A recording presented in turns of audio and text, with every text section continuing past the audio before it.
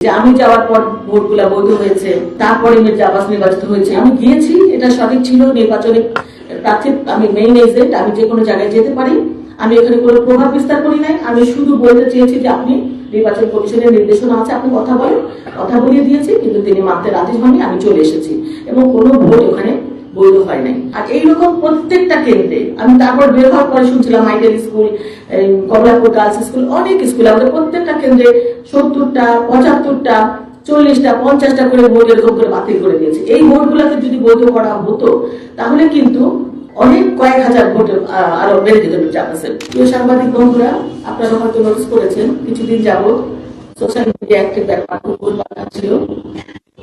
আমি সেই ব্যাপারটা নিয়ে কথা বলতে চাইনি কখনো, কিন্তু গতকালকে চ্যানেল আই বাংলাদেশ সংবাদপত্র প্রতিদিন নামে একটা প্রোগ্রাম হয়, এটা ঠিক 12টার সময়। সেখানে ইত্তেফাকের সম্মানিত সাংবাদিক সালেউদ্দিন ভাই, উনি গেস্ট ছিলেন, হোস্ট ছিলেন আমাদের মানব জমিনের জনাব মতিউর রহমান ভাই। তিনি কিছু কথা বলেছেন। তিনি বলেছিলেন যে সিদ্ধেশ্বরী বয়েজ স্কুলের যে ঘটনাটা কেন্দ্র করে যে সোশ্যাল মিডিয়ায় যে খবরগুলো এসেছে সেটা নিয়ে তিনি বলতে চাচ্ছিলেন যে ওখানে আমি গিয়েছি, ওটা বৈধ ছিল, কারণ আমি নির্বাচনে যে প্রার্থী মির্জা আব্বাসের প্রধান নির্বাচনে এজেন্ট, সেজন্য আমি প্রার্থী যেটা করতে পারি, যে জায়গায় যেতে পারি, সেই এক্সেস গুলো আমারও আছে, সেজন্য আমি যেতেই পারি। এটা আমার যাওয়াটা সঠিক ছিল এবং আমি যে তাদেরকে চার্জ করছি সেটাও সঠিক ছিল।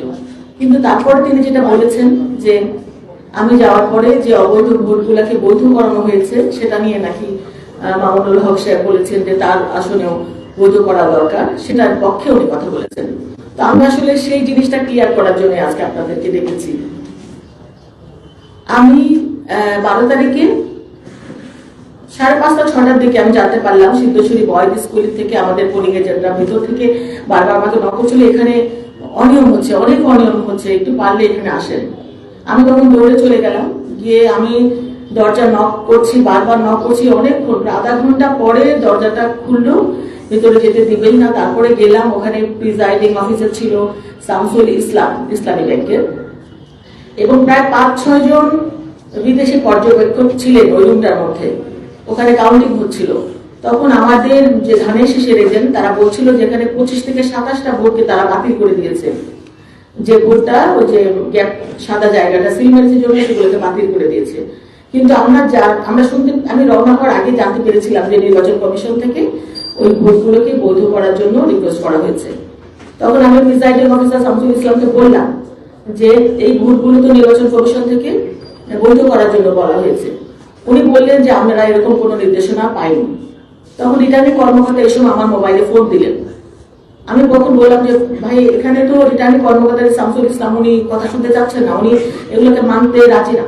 তখন উনি বললেন ওনাকে ফোনটা দেন। আমি ফোনটা, সাইফুল ইসলাম, আমি স্পিকারে রেখেছিলাম ফোনটা। আমার স্পিকারে বিদেশি পর্যবেক্ষকরাও শুনছিলেন, বিভিন্ন প্রার্থীর এজেন্টরাও শুনতে পাচ্ছিলেন, ধানের শীষের এজেন্টরাও শুনতে পাচ্ছিলেন, এবং ওই কক্ষের ভিতরে যারা ছিলেন সবাই স্পষ্ট শুনতে পাচ্ছিলেন যে স্পিকারের রিটার্নিং কর্মকর্তা বলছিলেন যে নির্বাচন কমিশন থেকে নির্দেশনা এসেছে এই ধরনের ভোটগুলোকে বৈধ করে দিতে।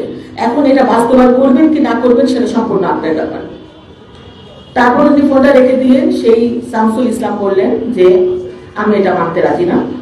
আমি বললাম আপনি কেন মানবেন না? বললাম আমি নির্বাচন, আমার সাথে সরাসরি কথা হয়নি, অন্য কারো, আমার উপরে যে কর্মকর্তা আছেন ম্যাজিস্ট্রেট, তিনি আসুক, তারপরে আমরা ডিসিশন দেবো।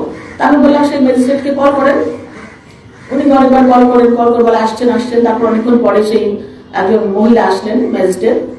উনি এসে, ওনার নামটা আমার ঠিক খেয়াল নেই, সাম আফরোজা হবে, উনি এসে বললেন যে না, এই ভোটগুলো সব বৈধ হবে, বৈধ করে দেন। কিন্তু তারপরে ওই শামসুল ইসলাম কিন্তু বললেন যে না, এই ভোট, উনি ওনার সাথে তর্কাতর্কি করলেন, মানে বললেন যে বৈধ হবে না।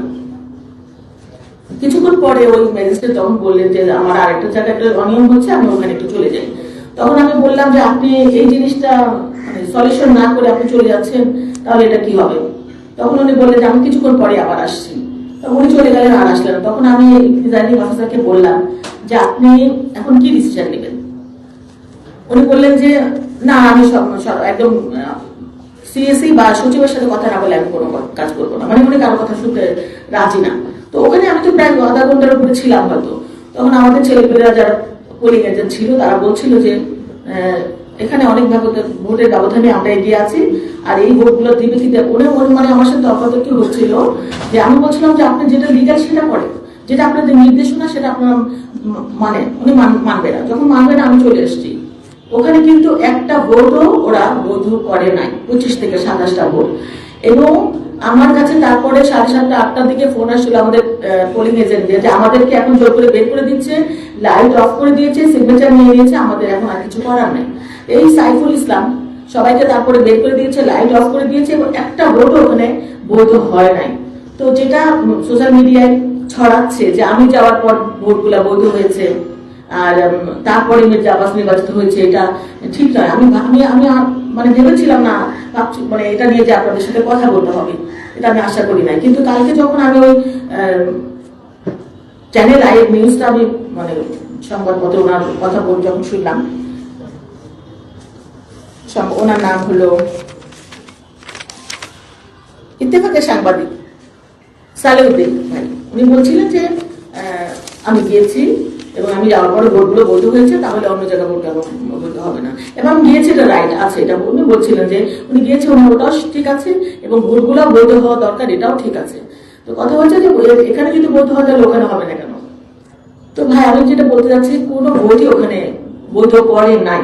আর এইরকম প্রত্যেকটা কেন্দ্রে আমি তারপর বের হওয়ার পরে শুনছিলাম ideal school, Kamalapur girls school, অনেক স্কুল আমাদের প্রত্যেকটা কেন্দ্রে 70টা 75টা 40টা 50টা করে ভোট এরকম করে বাতিল করে দিয়েছে। এই ভোটগুলোকে যদি বৈধ করা হতো তাহলে কিন্তু অনেক কয়েক হাজার ভোট আরো বেড়ে যেত চাপাসের।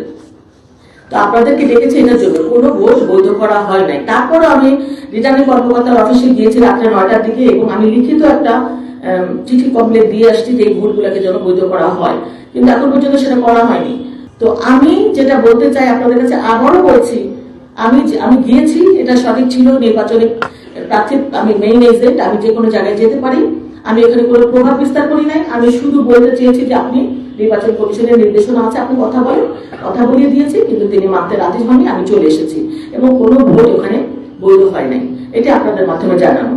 তো আমি আর এমন এমন জায়গায় সবুজ ইসলামী ব্যাংকের যে প্রিজাইডিং অফিসার দেওয়া হয়েছে, যারা যে না বলবে, না বলেন, নাটাও মানে লাউডলি বলার শক্তি রেখে তাদের, কিন্তু তাদের জায়গায় এরকম বেরোলোকহীন লোক এগুলাকে কোনো প্রশাসন কোনো ভালো জায়গা আসলে দেওয়া উচিত না। আমরা অন্যায় প্রতিবাদ করবো, ভোকালি করবো, আমরা দৃঢ় কণ্ঠে করবো, স্পষ্ট ভাষায় করবো যেটা অন্যায়, কিন্তু উনি যেটা করেছেন সেটা ঠিক করেন নাই।